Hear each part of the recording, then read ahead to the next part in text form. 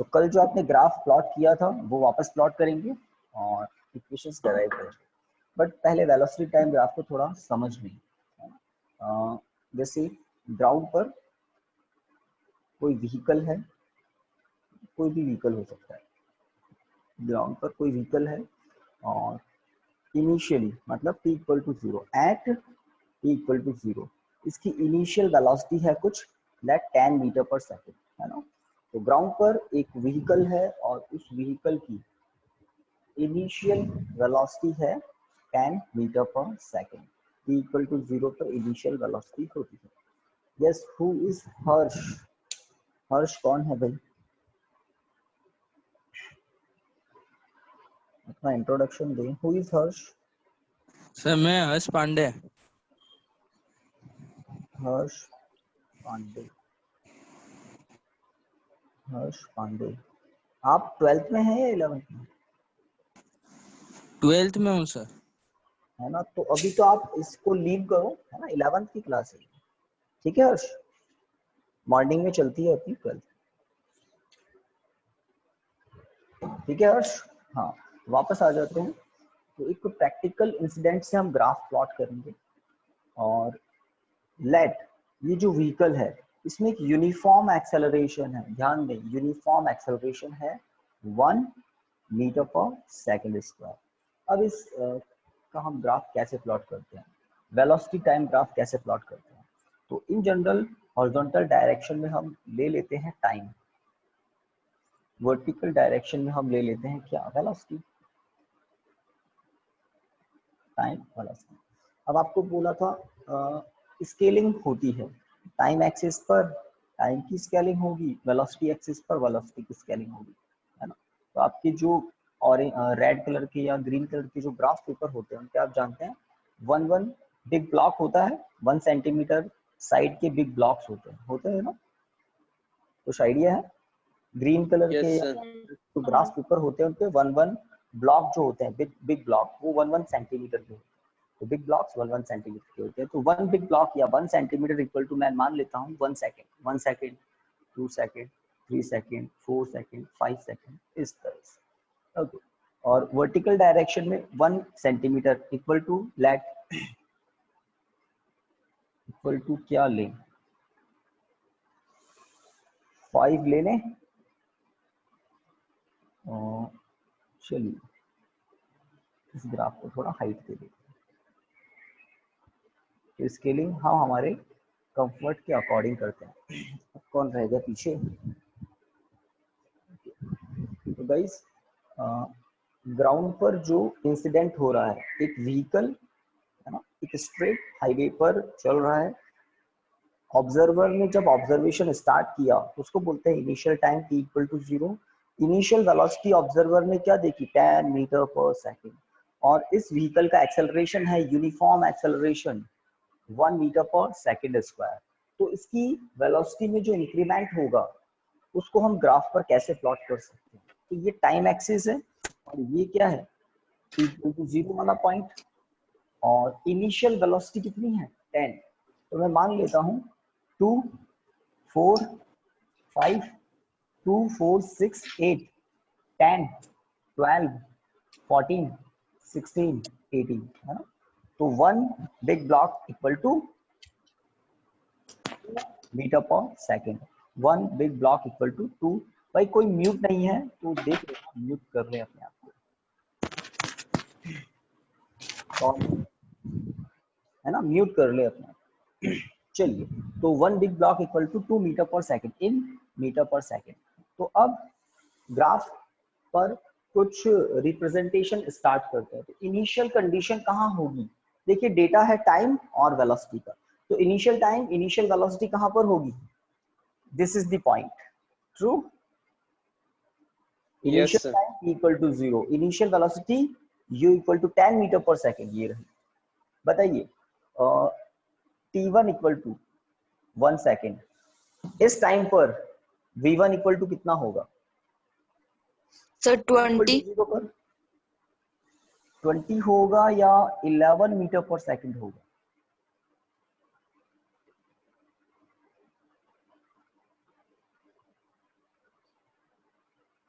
Acceleration की value क्या है 1 metre per second square, that means पर सेकेंड कितना इंक्रीमेंट हो जाएगा वेलोसिटी में, आप कहते हैं ना, बताइए। इसलिए मैंने एग्जांपल में एक्सेलरेशन बिल्कुल सिंपल रखा, 1 metre per second square. 1 metre per second square का मतलब यही है कि ये एक्सेलरेशन पर सेकेंड वेलोसिटी में कितना इंक्रीमेंट करेगा, 1 मीटर पर सेकेंड का इंक्रीमेंट कर देगा। तो 10 तो ऑलरेडी है, 10 + 1 11, है ना। इसी तरह से चलिए सेकेंड स्टेप बताइए, t2 = 2 सेकेंड। जब टाइम 2 सेकेंड हो चुका होगा, है ना, तब व्हीकल की वेलोसिटी कितनी हो जाएगी 12 सेकेंड, क्योंकि पर सेकेंड इंक्रीमेंट कितना होगा स्पीड में या वेलोसिटी में, 1 metre per second. 1 metre per second increment हो जाएगा। एक्सेलरेशन इंक्रीमेंट करता है अगर पॉजिटिव है तो। ओके, तो अगर मैं फर्स्ट जो डेटा आया है ना, इसके बाद इनिशियल कंडीशन के बाद फर्स्ट जो डेटा आया उसको ग्राफ पर डिनोट करना चाहता हूं, तो कहां होगा, 10 और 12 के बिल्कुल बीच में होगा 11, 10 और 12 के जस्ट बीच में होगा 11, और ये 1 सेकेंड वाला पॉइंट।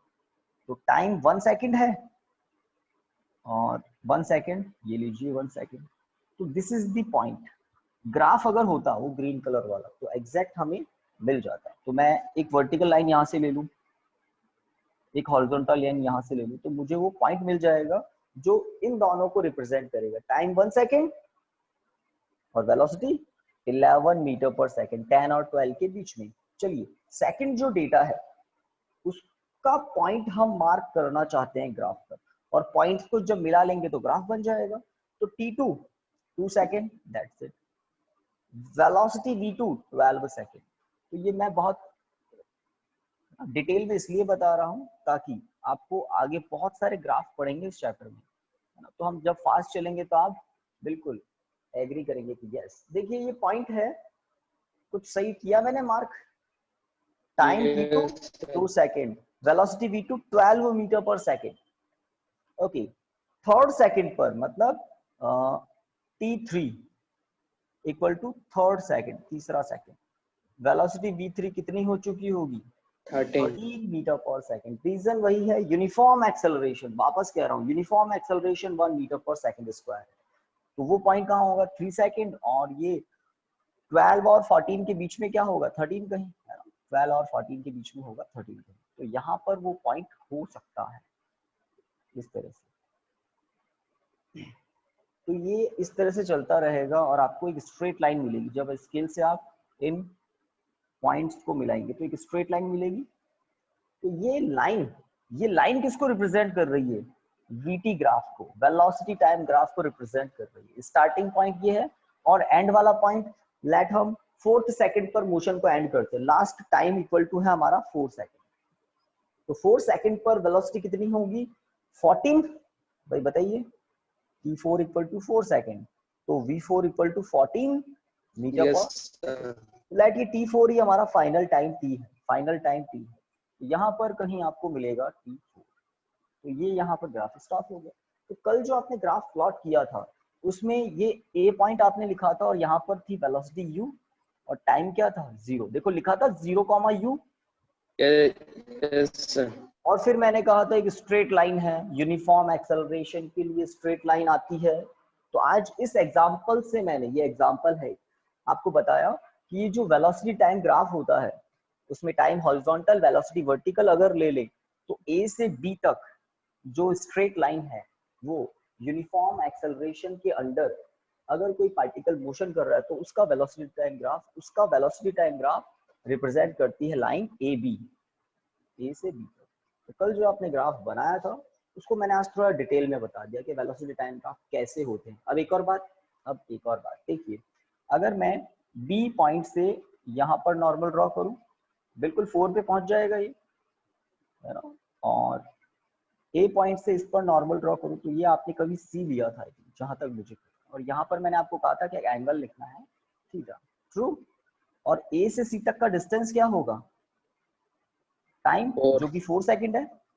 टाइम एक्सेस पर टाइम ही मिलेगा इन सेकंड, और वर्टिकल डायरेक्शन में वेलोसिटी मिलेगी इन मीटर पर सेकंड। तो B से, है ना, टाइम एक्सेस तक की डिस्टेंस होगी final velocity, true, final velocity v4। और c तक का डिस्टेंस क्या है, initial U. Velocity vertical direction में, 10 क्या है, u है ना 10, तो ठीक है टाइम Yes, एक्सिस से sir. c तक का डिस्टेंस u है और टाइम एक्सिस से b तक का डिस्टेंस फाइनल वेलोसिटी है 14 है ना, 14 b तक की हाइट जो भी है, ठीक है। हाँ b से c तक का डिस्टेंस क्या होगा ये बता दो आपको फटाफट। V minus B से U. C तक सबको दिख रहा है, ये हाइट है v और ये हाइट है u, तो बची हुई हाइट क्या होगी v माइनस u। ट्रू। तो इस तरह से आपने कल ग्राफ प्लॉट किया था, बताइए कल वाले ग्राफ में ये लिखा हुआ है क्या v minus u। No, sir. No, तो sir. BC को आप बिल्कुल बिल्कुल नीट एंड क्लियर शो कर दे BC को v माइनस u। अब मैं फ्लैश ग्राफ बना लेता हूँ जिस पर ये स्केलिंग नहीं रखेंगे। स्केलिंग क्यों रखी, स्केलिंग इसलिए रखी मुझे कि एग्जांपल से आपको ग्राफ को क्लियर करना था। कोई कुछ कह रहा है, बोलिए। सर जो हमने कल जो ग्राफ बनाया था उस ग्राफ में v माइनस यू शो कर दे, यहाँ पर हाँ बिल्कुल सर। शो कर दे, फेयर काम कर दे, और मैं भी कर देता हूँ वापस, तो समझाने में ही टाइम लगता है। अब देखिए वो ग्राफ वापस बनाते हैं और ग्राफिकल मेथड से इक्वेशंस डेराइव करना स्टार्ट करते हैं। जब तक स्टूडेंट्स को एग्जांपल नहीं बताते बात कुछ क्लियर नहीं होती। तो ये है हमारा कल वाला वो ग्राफ, ठीक है। This is B point, this is A point, this is the vertical line, this is the horizontal line, here is an angle theta, horizon O, okay, this is a 90 degree point C, okay, B से ये height show करती है final velocity को, B point पर होती है final velocity, B point के coordinate होते हैं t, v, टाइम एक्सिस पर ये हॉरिजॉन्टल लेंथ होती है टाइम इन सेकंड और वर्टिकल डायरेक्शन में वेलोसिटी, और this is initial velocity u। तो A पॉइंट का कोऑर्डिनेट क्या होता है, तो A पॉइंट का कोऑर्डिनेट होता है 0, u, am I right. A point का कोऑर्डिनेट 0, u। Yes, sir. तो A से C तक का जो हॉरिजॉन्टल डिस्टेंस है वो भी t ही होगा ऑब्वियसली, यहाँ से यहाँ तक लेंथ t है तो ये भी t ही होगा। ओके, तो ग्राफ डन, बस यहाँ पर लिख देता हूँ मैं टाइम और ये वेलोसिटी। ओके, आज आपको कहा B और C के बीच का सेपरेशन सभी रिप्रेजेंट कर दे यहाँ v माइनस u। डायग्राम से क्लियर दिख रहा है, कंप्लीट हाइट v है और c तक का हाइट u है, तो रिमेनिंग हाइट होगा v माइनस u इन metre per second. Okay guys, तो ग्राफ बना लिया हमने, लिखिए। कुछ भी नहीं लिखा है ना, थोड़ा बता दे मुझे, बिल्कुल फ्रेश स्टार्ट करना है। Yes, sir. Yes, sir. Yes, कुछ भी sir. नहीं लिखा है, फ्रेश स्टार्ट करना है। लिखिए, consider an object,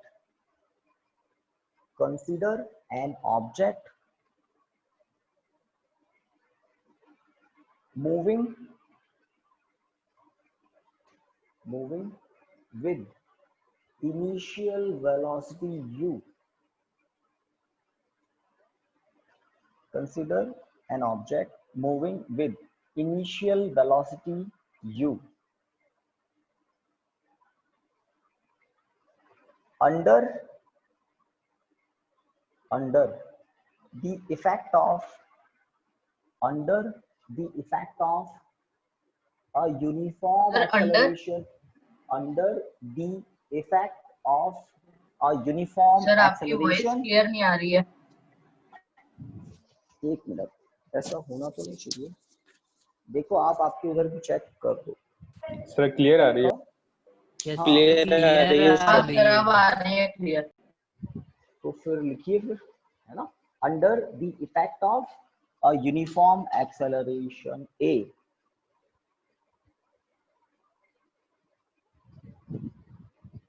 full stop.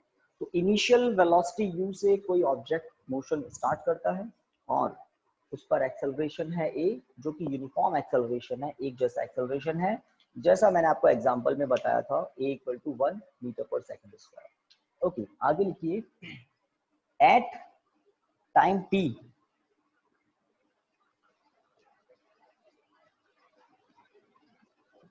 at time t its final velocity becomes v. At time t its final velocity becomes v. Full stop. becomes At time t its final velocity becomes v, है ना, small letter में ही लिखते हैं. Its final velocity becomes v. Done guys? Yes, sir. Yeah. Okay. And or and the object covers x displacement and the object covers x displacement. Full stop. तो and से पहले full stop नहीं लगाना था, है ना, अब लगाना फुल स्टॉप. तो हमने इस पैरा में ये जो भी 2 3 4 लाइन आपने लिखी है इसमें 5 फिजिकल क्वांटिटीज के बारे में डिस्कस किया है. Initial velocity, time, final velocity, बीच में आपने एक्सेलरेशन को भी बताया और फिर डिस्प्लेसमेंट. ये 5 फिजिकल क्वांटिटीज प्रेजेंट होती है इक्वेशंस ऑफ मोशन में. कौन कौन सी इक्वेशंस ऑफ मोशन होती है तो बच्चे 9th क्लास में पढ़ लेते हैं. v = u + at, है ना. s = या s को मैंने x बता दिया, डिस्प्लेसमेंट कोई दिक्कत नहीं है. x = ut + half at². Second equation. Third equation होता है v² = u² + 2ax. x displacement हमने लिखा है. तो ये जो इक्वेशंस ऑफ मोशन है इनमें इन 5 फिजिकल क्वांटिटीज के अलावा कोई फिजिकल क्वांटिटी नहीं होती. और एक और इम्पॉर्टेंट बात, फर्स्ट इक्वेशन में डिस्प्लेसमेंट एब्सेंट है, बाकी चारों हैं. सेकंड इक्वेशन में फाइनल वेलोसिटी एब्सेंट है, बाकी चारों हैं. थर्ड इक्वेशन ऑफ मोशन में टाइम एब्सेंट है, बाकी 4 प्रेजेंट है. ट्रू. तो जब हम, है ना, सही है. Yes, sir. Yes, Yes. sir. तो मैं इधर उधर की सारी बातें बता दूं फिर मेन काम स्टार्ट करेंगे. तो हमारा एम आज ये है, इन तीनों को हमें डेराइव करना है ग्राफिकल मेथड से. और इन 5 फिजिकल क्वांटिटीज को ही आप देख पाएंगे इन इक्वेशंस में. जब हम इन इक्वेशंस को यूज लेकर कोई न्यूमेरिकल सॉल्व करते हैं तो हम इसी बात का ध्यान रखते हैं कि कौन सा इक्वेशन कब काम आएगा. तो पता कैसे लगता है, जैसे किसी न्यूमेरिकल में आपको जो गिवन है और जो फाइंड करना है वो आपने लिख लिया और आपको पता लग रहा है कि जो गिवन है और जो फाइंड करना है उसमें टाइम की तो बात ही नहीं हो रही है, तो मैं third equation of motion use लेकर सॉल्व कर लूंगा. जो गिवन है और जो फाइंड करना है उसमें टाइम का कोई डिस्कशन नहीं है, तो मैं थर्ड इक्वेशन से काम करूंगा. अब किसी इक्वेशन में जो जो डेटा गिवन है और जो फाइंड करना है उन सबको मैंने देख लिया और मैं देख रहा हूँ कि डिस्प्लेसमेंट की बात ही नहीं हो रही है, तो मैं फर्स्ट इक्वेशन ऑफ मोशन से सॉल्यूशन करूंगा. तो ये कुछ बातें होती है जो हमें फटाफट, है ना, रास्ता दिख जाता है कि हमें कौन सा इक्वेशन यूज है. चलिए, तो आज हमारा एम है इनको डेराइव करना ग्राफिकली. तो हमने एक पैरा में बता दिया कि कोई ऑब्जेक्ट इनिशियल वेलोसिटी u से मोशन कर रहा है और किसके अंडर में, ए एक्सेलरेशन के अंडर मोशन कर रहा है. t टाइम के बाद उसकी फाइनल वेलोसिटी v हो जाती है और टोटल डिस्प्लेसमेंट x हो जाता है. चलिए लिखिए first point for first equation of motion.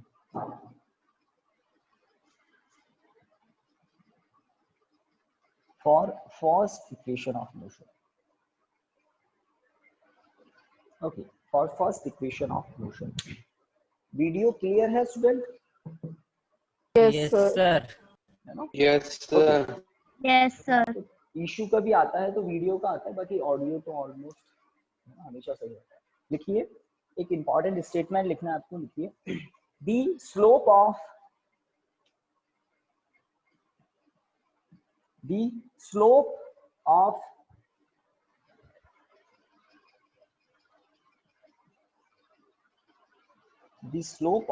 VT graph. VT graph means Velocity Velocity time time graph. है ना, अंडरस्टूड है, velocity time graph. the slope of VT graph always represents acceleration. The slope of VT graph always represents acceleration. That is,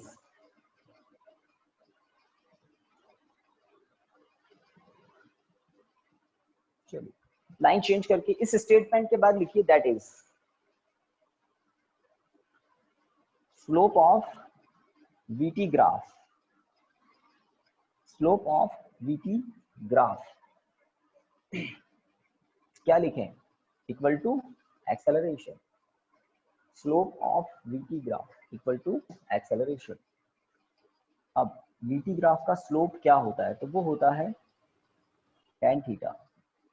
बस इस बात को मुझे आपको बताना है। Slope of VT graph acceleration को रिप्रेजेंट करता है और slope of VT graph tan theta होता है।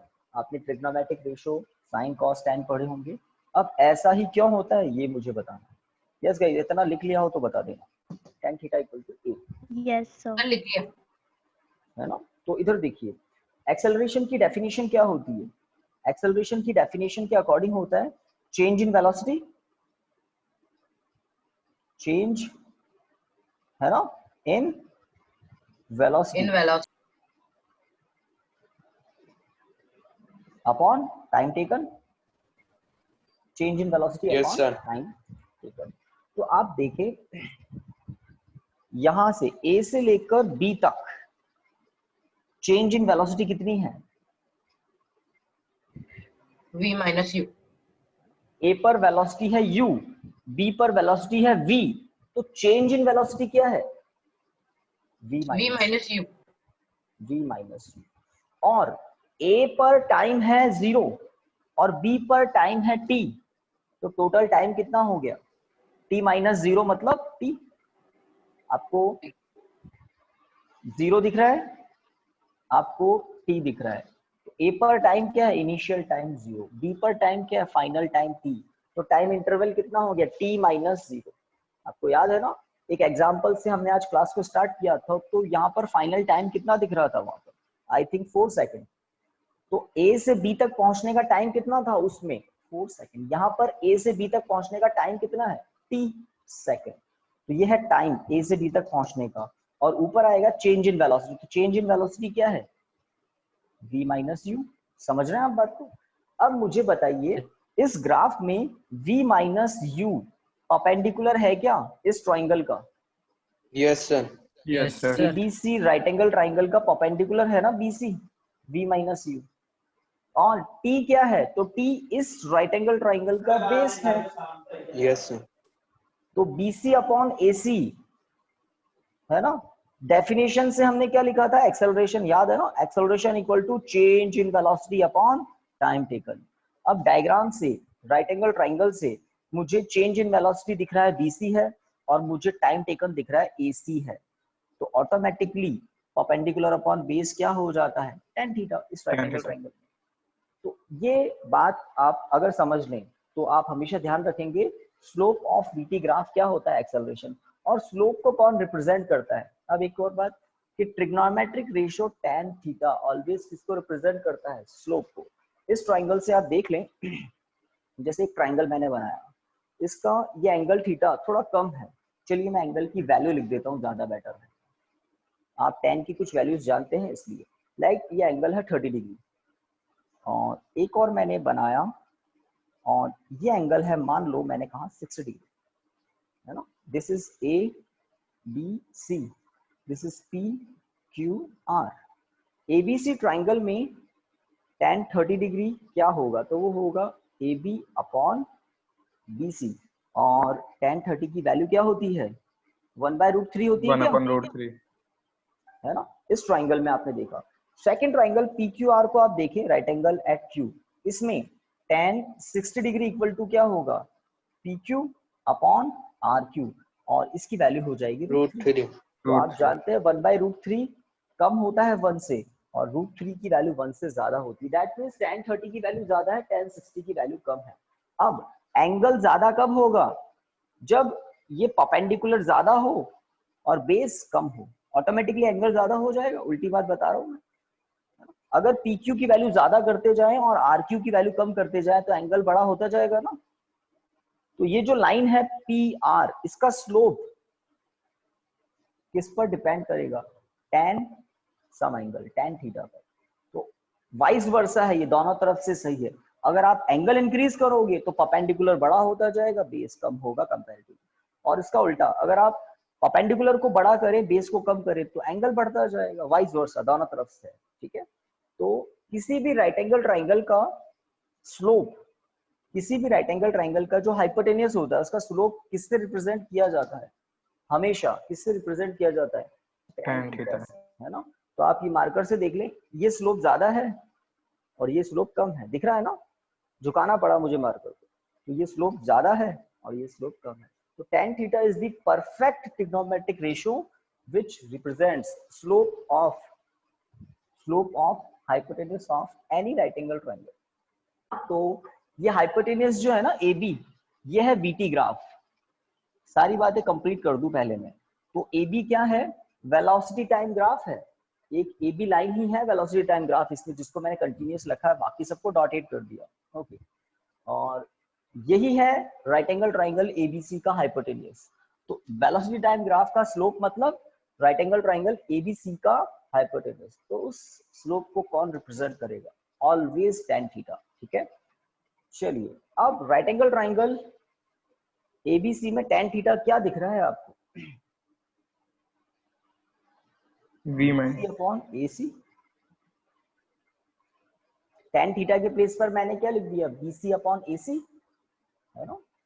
कीजिए काम in triangle ABC, tan theta equal to BC upon AC। तो राइट लेफ्ट में कहीं मेंशन कर दो इस राइट एंगल ट्राइंगल में। और BC क्या है? तो डायग्राम से ही देखना है, ग्राफ से ही देखना है। BC है V माइनस U और AC क्या है? टाइम। क्रॉस मल्टीप्लाई करें तो V minus U equal to 80, U को नेगेटिव U को उधर ट्रांसफर कर दें तो V equal to U plus 80, first equation of motion. तो सबसे इंपॉर्टेंट बात सबसे पहले है, slope of velocity time graph represents acceleration. और स्लोप क्या होता है? ट्रिग्नोमेट्रिक रेशियो tan होता है।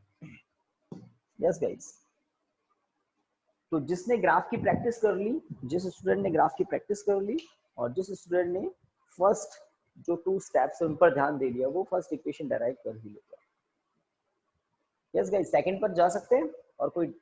यस हो गया सर। है ना। Yes, sir. कोई डाउट हो तो हाथ Yes, हाथ पूछ sir. लेना, बाद में भी पूछ सकते हैं। वैसे तो मैं कंप्लीट क्लियर करता हूँ, आगे बढ़ रहा हूँ। तो अगर फर्स्ट हो गया है तो विदाउट एनी डिले लिखिए, for second equation of motion, for second equation of motion. तो फिजिक्स में ये थ्योरेटिकल पोर्शन भी होता है, जब हम कुछ फॉर्मूलाज को डेराइव कर लेते हैं, डाइजेस्ट कर लेते हैं, तो उनको यूज लेकर बहुत अच्छे न्यूमेरिकल्स, है ना, एमसीक्यूज, बहुत अच्छे क्वेश्चंस हम कर पाते हैं। देखिए आज कंप्लीट हो गया तो हम आज भी एक क्वेश्चन करेंगे।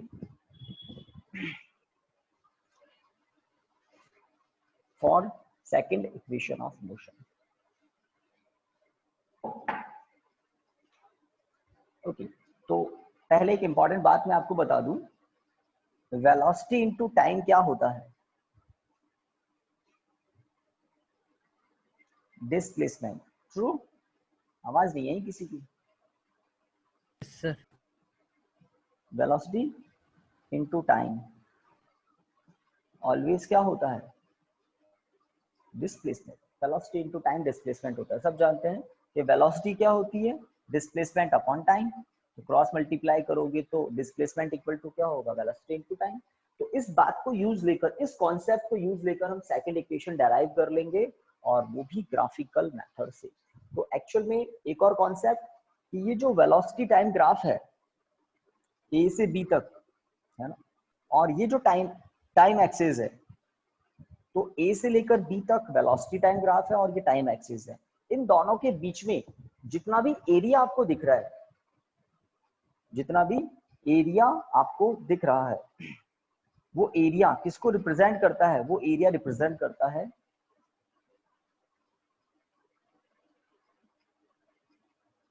डिस्प्लेसमेंट को। वो एरिया रिप्रेजेंट करता है डिस्प्लेसमेंट को। रीजन, जब हम वेलोसिटी टाइम ग्राफ का एरिया फाइंड करते हैं तो हमें किसका प्रोडक्ट करना पड़ता है? वेलोसिटी का और टाइम का प्रोडक्ट करना पड़ता है। Some velocity and some time. जब तक आप वेलोसिटी और टाइम को प्रोडक्ट नहीं करेंगे आपको इस वेलोसिटी टाइम ग्राफ का ये एरिया नहीं मिलेगा। मैं शेड कर रहा हूं, आप नहीं करें। तो this is the area between velocity time graph and time axis. तो ये एरिया रिप्रेजेंट करता है किसको? डिस्प्लेसमेंट को। तो एक स्टेटमेंट लिखते हैं और आगे बात और क्लियर होती जाएगी। फटाफट लिखिए, the area of velocity time graph, the area of velocity time graph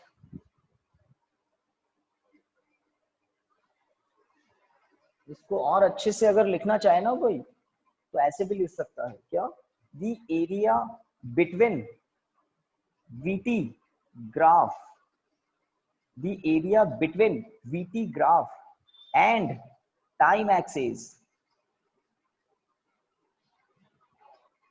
and time axis, the area between VT graph and time axis always represents displacement, always represents displacement,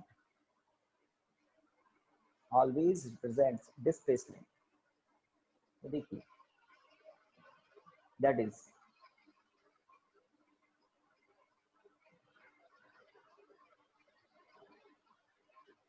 displacement equal to area of A O। यहाँ पर मैं एक जगह D point लिख रहा हूं, देखिए यहाँ पर आप लोग भी, यस स्टूडेंट्स देख रहे हैं? यस नो बोल दें, मुझे पता लग जाए। Yes, sir. Yes, sir. D Yes. Point, Yes, sir. बाकी सब कॉर्नर्स तो आपको दिख रहा है ना। ए ओ, यहाँ डी लिख दिया, लिखिए ए ओ डी सी बी ए। ए से ए तक पहुंचाना है ना, बिल्कुल पैक करना है इस ट्रेपेजियम को। A O D C B A, area of. This is the area in between VT graph, A से लेकर बी तक जो लाइन है, velocity time graph and time axis, इन दोनों के बीच का ये एरिया जो मैंने शेड भी किया है। और इस एरिया को मैं 2 पार्ट में ब्रेक कर सकता हूं। देखिए कैसे। एक होगा एरिया ऑफ Triangle. ट्राइंगल से पहले एक क्वाड्रिलेटरल दिख रहा है, area of quadrilateral AODC, AODC, yes done, दिख गया। प्लस है ना एरिया ऑफ ट्राइंगल ABC, और मुझे लग रहा है सभी को दिख गए होंगे दोनों। तो मेन जो ट्रेपेजियम है, बड़ा सा एरिया है, उसको हम ब्रेक कर सकते हैं, डिवाइड कर सकते हैं। एरिया ऑफ क्वाड्रिलेटरल, एक्चुअल में ये रेक्टेंगल है AODC, and area of triangle ABC। और डिस्प्लेसमेंट के लिए हम सिंबल यूज लेंगे x। डिस्प्लेसमेंट के लिए आप सिंबल यूज लेंगे x। एक और बात अभी क्लियर होगी आपको, why the area of velocity time graph represents displacement, है ना, और क्लियर हो जाएगी।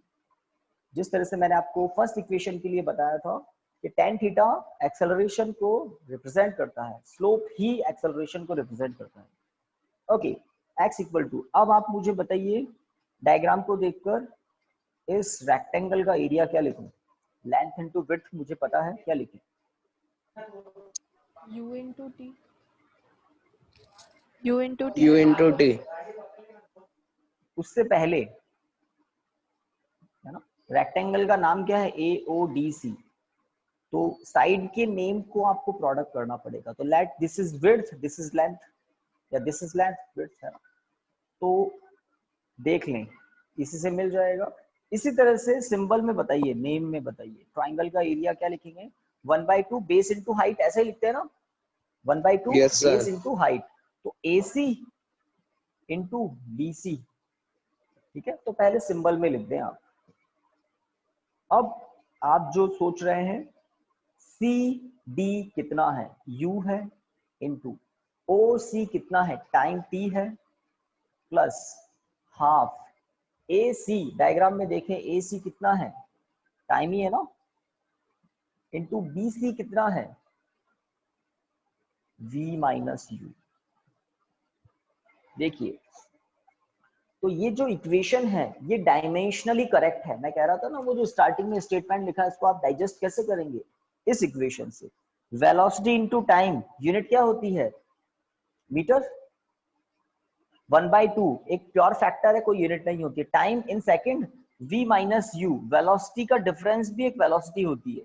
जैसे आपसे कहें 60 metre per second minus 20 metre per second, तो जो आंसर आएगा ना वो भी एक वेलोसिटी ही होगी, मीटर पर सेकंड। तो वेलोसिटीज का difference is also a velocity in metre per second. तो इस पूरी टर्म की यूनिट मीटर होगी, इस पूरी टर्म की यूनिट भी मीटर होगी, और डिस्प्लेसमेंट एलएचएस में मीटर में है ही। That means the equation is dimensionally correct. तो हमें जो स्टार्टिंग वाला स्टेटमेंट है वो थोड़ा सा अब डाइजेस्ट हो सकता है। क्या, the area of, you know, the area between velocity time graph and time axis always represents displacement। क्योंकि जब आप एरिया फाइंड करने निकलोगे तो आपको some velocity some time product करना पड़ेगा, some velocity some time product करना पड़ेगा। और वेलोसिटी इनटू टाइम ऑलवेज क्या होती है, सम डिस्प्लेसमेंट इन मीटर। जितना ऑब्जेक्ट ज्यादा दूर जाएगा उतना एरिया बढ़ता जाएगा। अब ज्यादा दूर जाने में टाइम ज्यादा लगेगा तो डिस्प्लेसमेंट बढ़ता ही जाएगा ना, कैसे भी समझे। ओके, अब आपको इसको एंड करना है।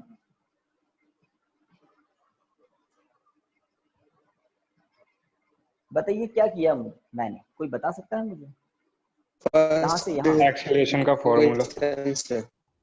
फर्स्ट ये तो ut है, इक्वेशन से कैसे? बिल्कुल, because v minus u equal to at।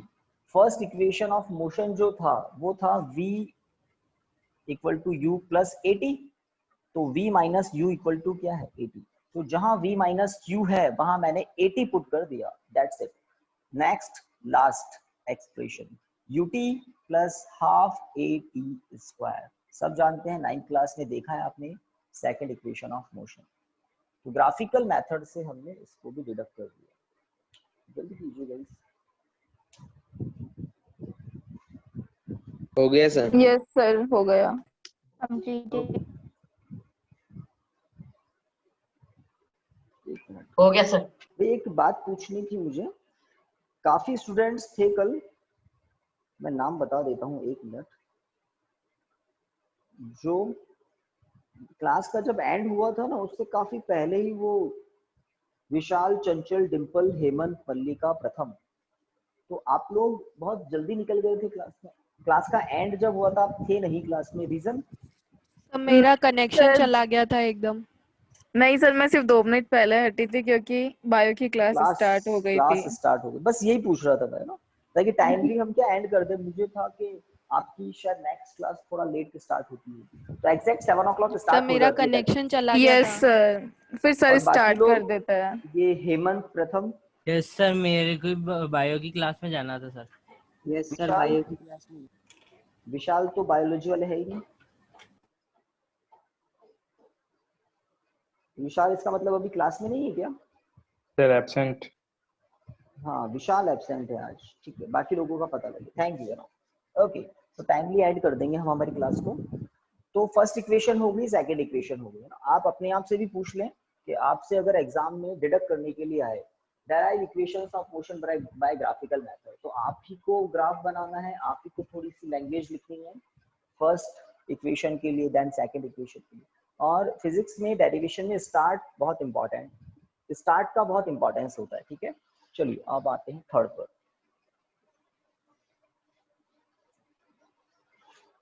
जितना आपको थ्योरी मजबूत होगी, पक्की होगी, न्यूमेरिकल्स आपको बहुत धीरे धीरे डाइजेस्ट होंगे और फिर आपका कॉन्फिडेंस बढ़ेगा। देखिए for third equation of motion, इसमें लिखिए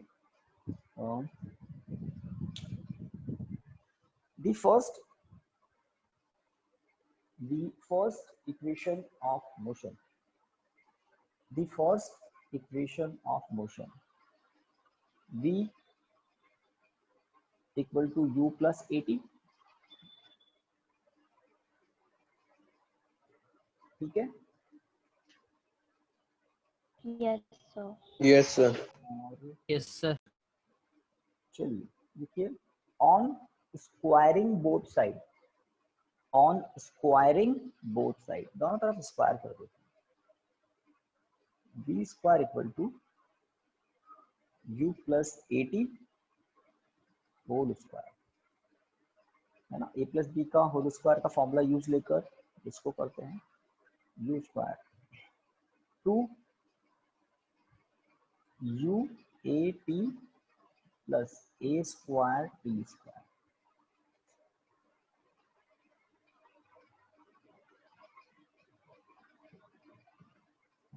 देखिए ए प्लस बी का होल स्क्वायर सही है ना, A square plus two A B plus B square,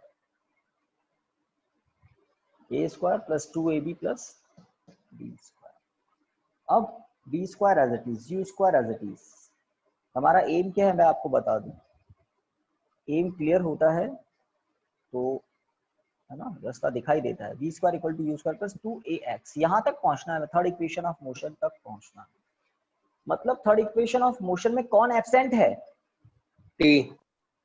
बिल्कुल सही, टाइम एब्सेंट है, और यहाँ पर टाइम दिखाई दे रहा है, तो कैसे भी करके हमको टाइम को एलिमिनेट करना है। और हमारे पास दो इक्वेशन ऑलरेडी है, हम दो इक्वेशन डेराइव कर चुके हैं, और प्रीवियस क्लासेस में मैं आपको बताया था कॉमन लेना मीन्स डिवाइड देना, कॉमन लेना मीन्स डिवाइड देना।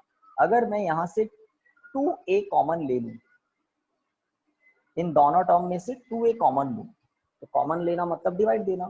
फर्स्ट टर्म में 2a से डिवाइड दोगे तो अंदर क्या बचेगा? ut। बताइए इस टर्म के प्लेस पर अंदर क्या आएगा?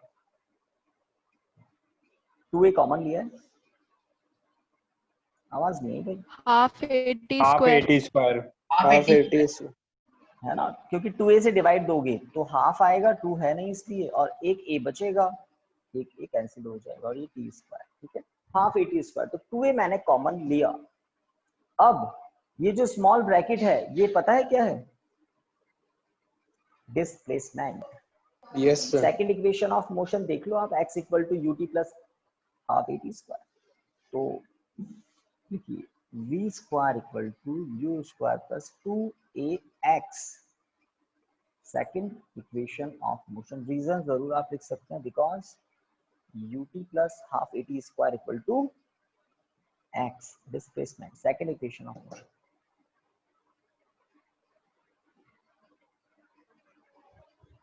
चलिए अब टाइम देख लेते हैं, पहले इक्वेशन है मेरे पास।